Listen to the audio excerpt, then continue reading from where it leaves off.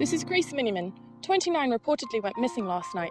Authorities state they have no leads. However, a man saw someone, or a creature, drag people into the woods. A tragedy that is still unfolding to this day.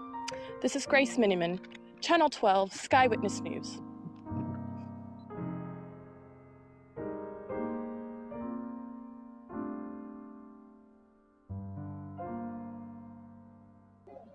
What they don't want you to know is that this town's history is steeped in secrecy.